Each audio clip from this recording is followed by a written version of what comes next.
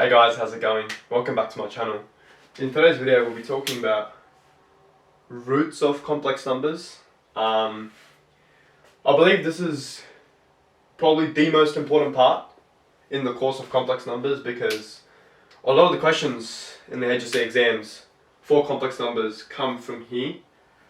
So we'll be going through a lot of examples today just to get our head around different sort of questions and how we're going to approach them when the time comes in the exams. So, start with the first example. It's got three subparts. The first, so 1a says find fourth roots of I. Relatively straightforward with De Moivre's theorem. B, again, solve z to the power of 6 equals to 1 and plot solutions on the Argand diagram. This just gives us a bit of practice for understanding the Argand diagram. And then C is very much related to B, which just says let alpha equal to cis negative pi 3 and then show these 6 solutions that are related with B. So we'll start with A. Find fourth roots of I. So another way of writing this could be z to the power of 4 equals to I. Yeah, and then we can let z equal to cis theta. So this then becomes, from De Moivre's theorem, we get cis 4 theta. And what is I in terms of cis theta? Because we can go where it's purely imaginary. In that case, sine 90 gives me 1. So this is going to be cis pi upon 2. Because cos 90 is 0, sine 90 gives me 1. There you go. From now we can cancel our cis out. We go De Moivre's theorem, we can just go 4 theta equals to cos pi on 2. Cos 4 theta, make it a bit easier. Cos 4 theta equals, and then 4 theta then equals to pi upon 2 plus 2k pi. We're always going to remember that when we're doing roots of complex numbers, we're going to have that there, the 2k pi, which is just basically a full rotation in a unit circle. So now we just divide that, so we get theta then equals to pi upon 8 plus k pi upon 2, I believe. Yep. K pi upon 2. Now we've got that, we're going to sub in numbers for k to c. So k can be plus minus 1. So k can be 0, plus minus 1, plus minus 2, plus minus 3, plus minus 4, up until the theta remains in the principal argument.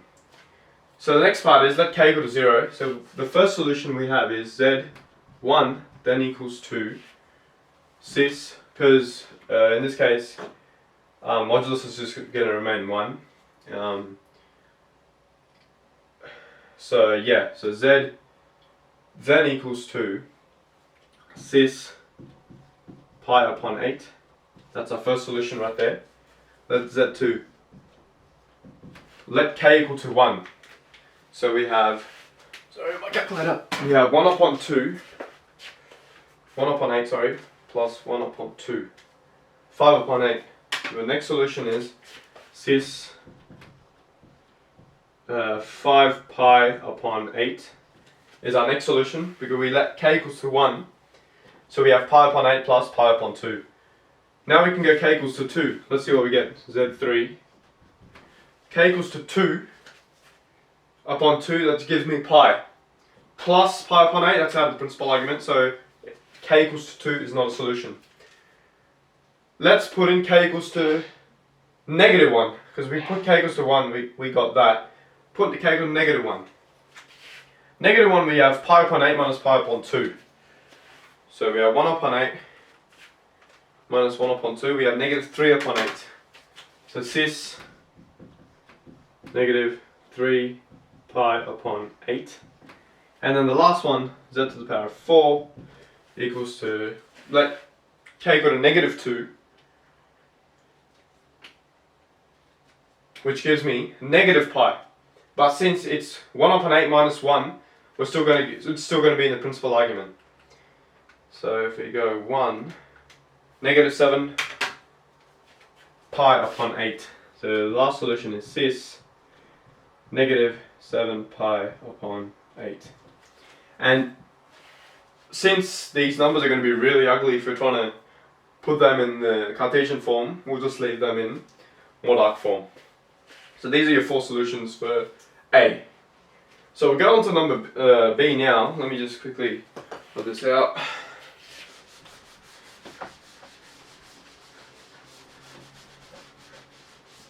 So B says z to the power of 6 equals to 1. So solve that and plot solution line diagram. So let's just start with this here. So z to the power of 6 equals to 1.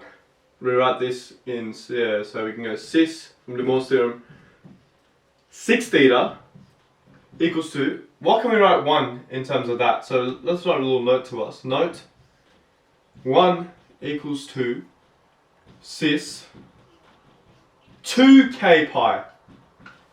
2k pi is because cos 2 pi gives me 1, sine 2 pi gives you 0. So that then gives me, because I sine 2 pi would be 0 times I, which cancels out the I, so we can just get 1. So we can write cis 2k pi. Cancel out the cis, in this case we can go 6 theta equals to 2k pi. 2k pi.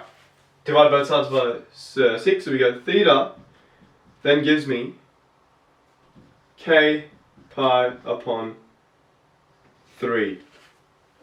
Now that we know that theta gives me k pi upon 3, we can find the distinct solutions within the principal argument. So for doing that, we can rewrite this as negative pi is less than, write this here, okay, because negative pi is less than arg of z. So in this case, arg of z is this. That's going to give me the distinct solutions within the principal argument. So we get k pi upon 3, k pi upon 3, which is less than or equal to pi.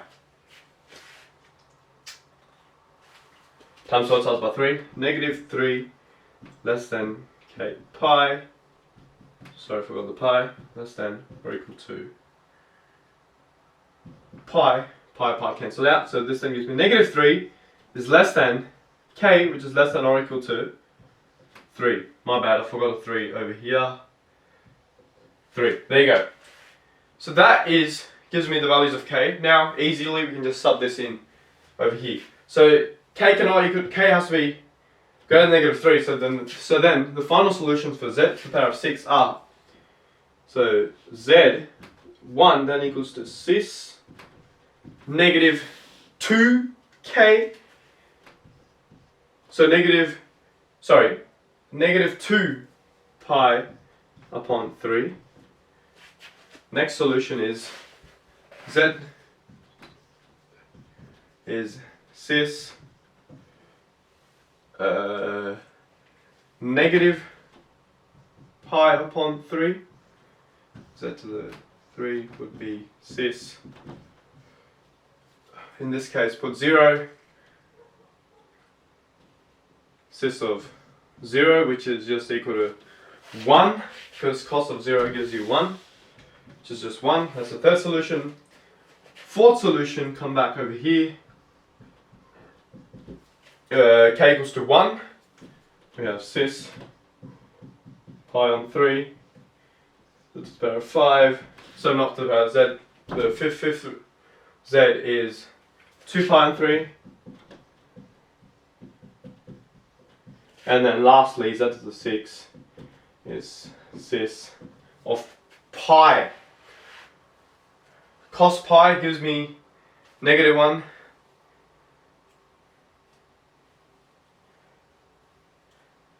Sine 180 gives me 0.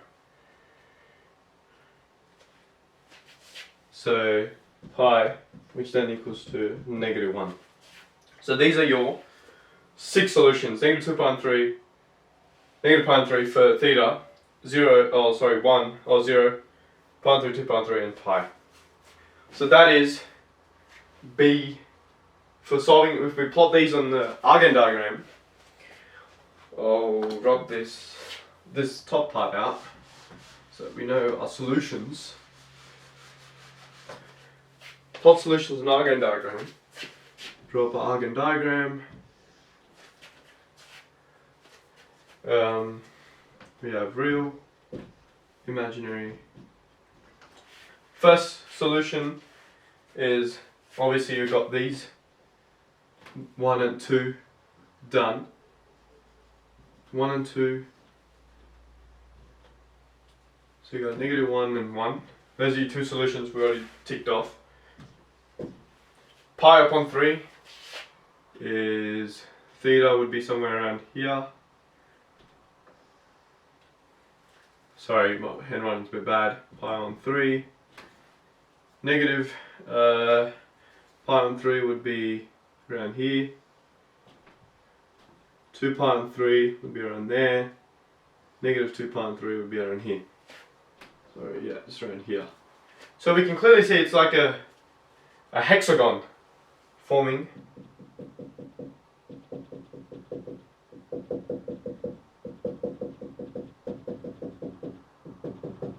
One, two, three, four, five, six. 6 sides with angle between them is pi upon 3. So that's how you do B. Now we'll get on to C. C is relatively straightforward. I'll leave these here in for reference for C. But yes, it says let alpha equal to cis -pi on 3. Show that 1 alpha, alpha squared, alpha cubed, alpha quadrant, all solutions that. So we'll start with alpha. So we know that alpha is cis -pi on 3. Cis -pi on 3, which is a solution here. Z2 is cis -pi on 3. Alpha squared is also cis. So alpha squared gives me cis. De Mor's theorem. -pi on 3, we're just subbing 2 for k. -2 pi upon 3 right there, which gives me the solution to -2 pi upon 3, Z1. Alpha cubed is cis 3, -3 upon 3 is -pi, which is also a solution for us.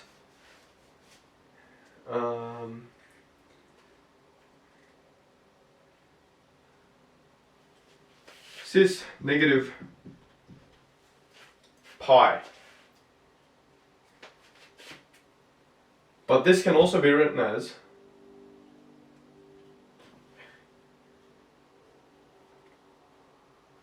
if we add 2 to that, we get cis of pi, which equals to 1. So -pi is in the Argand diagram. I'll quickly draw it up here. -pi is over here.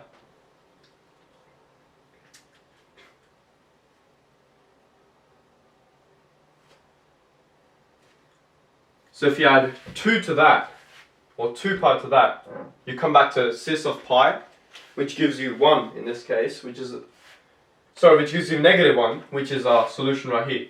So this then gives me -1. That's my solution right there. To the power of 4 is 4 pi upon 3.